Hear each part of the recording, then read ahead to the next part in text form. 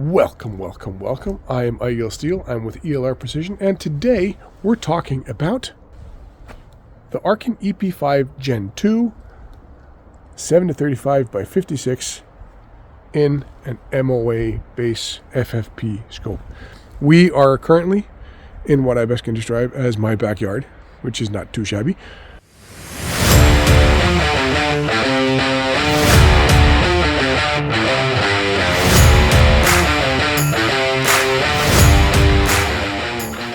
Alright, because I'm a forgetful little head sometimes, you're gonna have to live with this video as a handheld selfie type video. So I'm sorry about that, but let's see how it goes.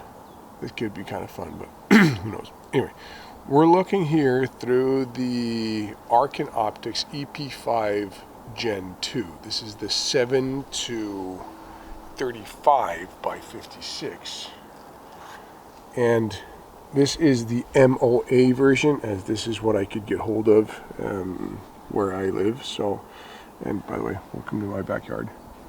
Not too shabby.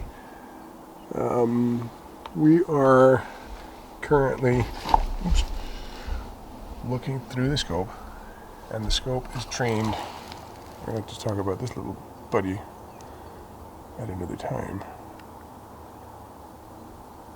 Scope is trained in on, there we go, that tower out there, which is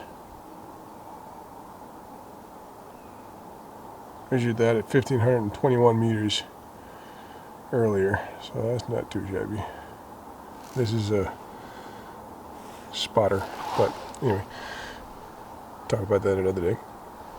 And as with the Arken Optics EP5 GEN I, the 5-25 by 56, the 7-35 by 56 is also quite impressive in the way that it performs. I like still the very oversized turrets, which is cool. The MOA version, of course, has finer clicks, so when looking through the scope at the MOA version, of course you're going to have more clicks, but those clicks are going to have a smaller increment. But as you see, we have a good travel, a good range.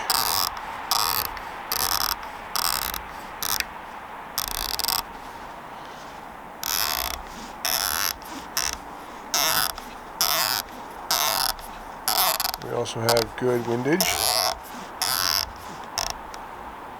There's my zero, there's my zero. Might as well take this back to zero as well. There. Just at the top of those, of that tower out there at 1,500 meters, 1,516 meters, 1,560, sorry. So,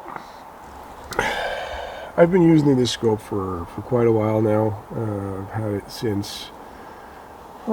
since December-ish. I've been to a couple of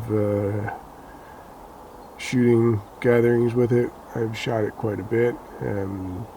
I've had it on my Tika T3X CTR chambered at a 223, so not too bad a recoil, but that doesn't really have anything to do with the optic unless you're testing for recoil handling. And I think I would suppose that recoil handling, that's something I can report back on, well, in a year or two if I put it on my 338. But still, the factory probably has a lot more stringent and a lot more tough recoil tests than I can throw at it, because everything I own has either a silencer on it or a muzzle brake. So I try to take as much recoil out of it as possible. Now, looking at the overall build quality, like we've done with the other scopes, this again comes with a sunshade. Everything is metal, and as you might have noticed by now, I like when my scopes are made of metal.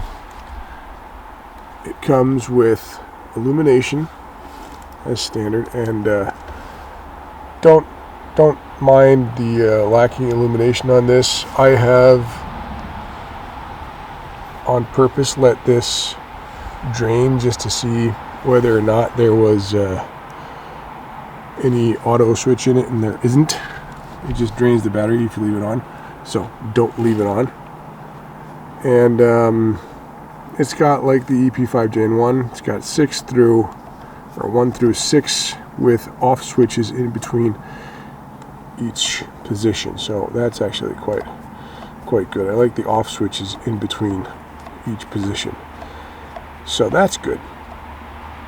Now the turrets and the zero stop, I have heard from several sources that the zero stop in this should be updated so it doesn't lose its zero so easy. It is still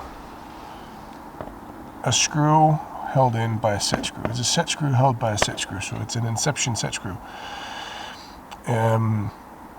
Now this is not the I guess the most stable way of doing it. I don't know. I haven't had any problems with it on the 223. There might be a lot more problems with it on a bigger caliber, but as far as I'm concerned, it hasn't been a problem for me with the Gen 1 or the Gen 2. It might be a individual problem with the different scopes. I'm not sure, but I haven't had any issues with it. So overall build quality, to me, I would probably have done the zero stop in a different way, but that's just me. I'm not a fan of set screws being held by set screws. Again, that's just me. Other than that, the build quality seems to be at the same level as the EP5 GEN II. It's quite good, and I can't really say anything about that. I like it. It's nice looking. It's a handsome scope, so to speak. When we do look at the scope through the optic, you just do a up and downy test. And the reticle in this thing is also quite good. Again, as I've said in several of my other films, one of the ways you can see if the reticle is any good or not is by, for example, setting, and the zero, don't mind that, oops, that's me. Apparently I have not locked that in solid enough. Sorry about that. I'll just do something about that. Just go all the way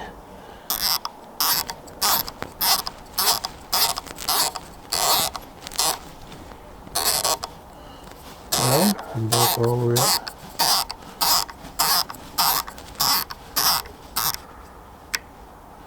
That's back where that should be. Out. Back to zero. Out. And back to zero. So this is not a fancy box test. I don't have the gear to do a fancy box test, nor do I have really the interest in doing a fancy box test. What I do with the scopes and the way I test it is that I use them for quite a while. If they start to deviate from where I first zeroed my rifle and I'm using the same ammo, I have the same setup, same, everything's the same, then I start to look at why and if it would be viable to do a box test. But as of right now, I don't see why I should do a box test, so I'm not gonna. The glass in this thing is also quite good, taking the price into consideration. This is a reasonably priced scope. It does have ED glass, as they do say. I haven't tested that either. I'm just trusting that what they say is true. I still really like the turrets. Those are 1-to-1 the same as they are on the EP5 Gen 1. I still really like the windage. I really like the elevation. So everything in that matter is as it was on the EP5 Gen 1. So nothing has really changed there. And all the gear that you get for the EP5 Gen 1, for example, the throw lever and the end caps for your ocular and your bell out there are the same. Everything is 1-to-1, basically the same. And that also makes sense when it is an EP5 Gen 2. That does not mean that it's a new scope. It means that it has been updated. The biggest difference between the Gen 1 and the Gen 2 is clearly the zoom band. That you can go to 37 all the way down to 7 in the zoom band, which is actually kind of cool because, well, I seldom use more than, I seldom use less than 7. I always basically have my rifles at about 20 power, or my scopes at about 20 power. So in that way, it's not really a problem to me. But I mean, 35 is cool. I like 20. 35 cool. Damn it, I'm really sorry about that. Oops. 20. I feel that's easier to spot your own shots or your own impacts when you're at, for example, 20 power rather than 35 power, because of course the box that you see, or the section that you see through the scope, is going to get smaller the closer you go. I mean, the bigger magnification you go, and that of course is going to mean that you cannot spot as wide or as broad an area as you could if you were at, for example, 20 power. So I still prefer to have mine at 20 power. It's cool to be able to go to 35 just for the hell of it. And looking at the parallax, it's still, to me, still a little bit taut. I like them less taut, but that's just me. Turrets are still good. Nice and clicky, nice and bulky. They do have that kind of jumpy feel to them that I don't really enjoy, but again, it's a reasonably priced scope. It's a really high-powered scope for the money. So that taken into consideration, I actually think it's quite good. Also, the wind, also very clicky, nice and malleable. Turret's nice and big. Clicks are nice and audible.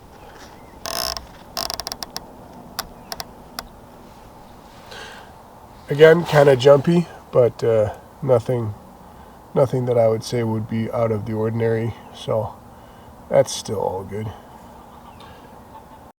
What is actually quite a big difference is that the chromatic aberration on this thing, we do have quite a bit of sun on that radio tower out there at 1500, and that shows me that they've done a little bit of work on their lenses to get their chromatic aberration brought down, because there is no real chromatic aberration to speak of